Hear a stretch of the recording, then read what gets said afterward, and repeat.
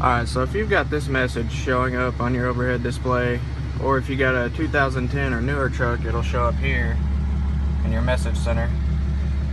This is only going to show up for one of three reasons. It's either an EGR issue, a DPF issue, or it'll be your crankcase filter. So my truck is tuned and deleted, so obviously EGR and DPF are out.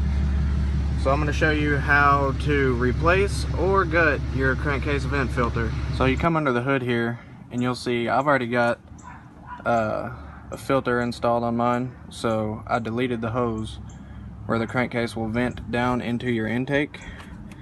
And why I did that is because you can see it's spraying oil everywhere out this little filter, and we're going to get rid of that for that reason. But stock with the hose running down into your intake, it goes in your turbo and goes through your intercooler and all that, and just makes a mess of everything.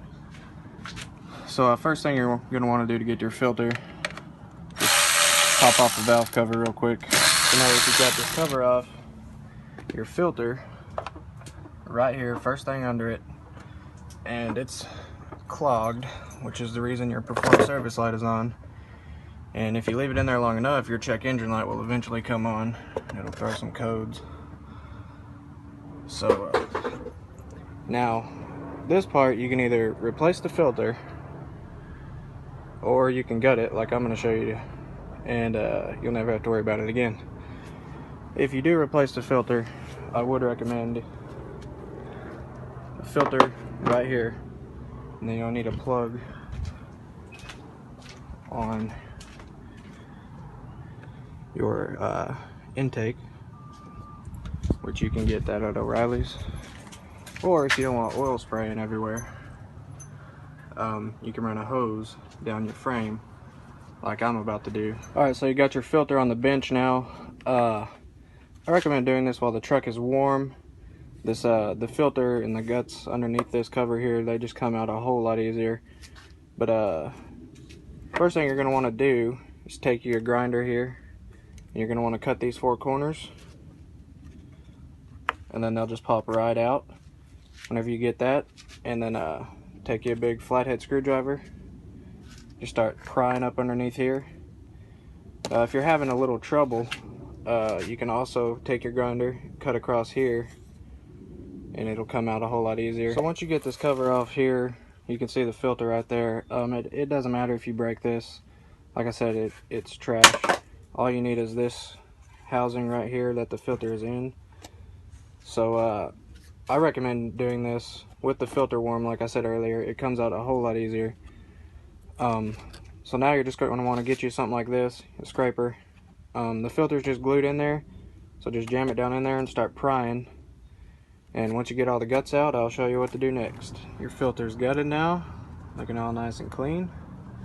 So you just come back over under the hood, stick it right back on like it came off, and then just pop your valve cover back on. And then I'll show you what I like to do with the hose here. Everything's back together here. Now, like I said, I recommend bypassing this so oil's not blowing through your intercooler, just making a mess of everything. I recommend using heater hose. You can just get it at your local parts store.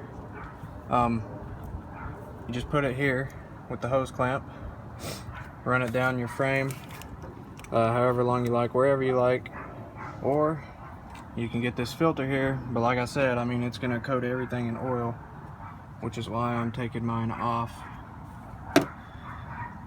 So once you get your hose ran zip tied up out of the way from everything down your frame, I will show you how to reset the perform service light, and then you're done.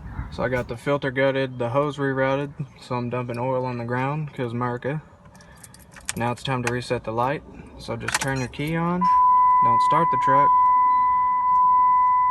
press the brake pedal twice, then accelerator pedal twice, then key off, and that's it. So thanks for watching, guys. I hope this helped you out.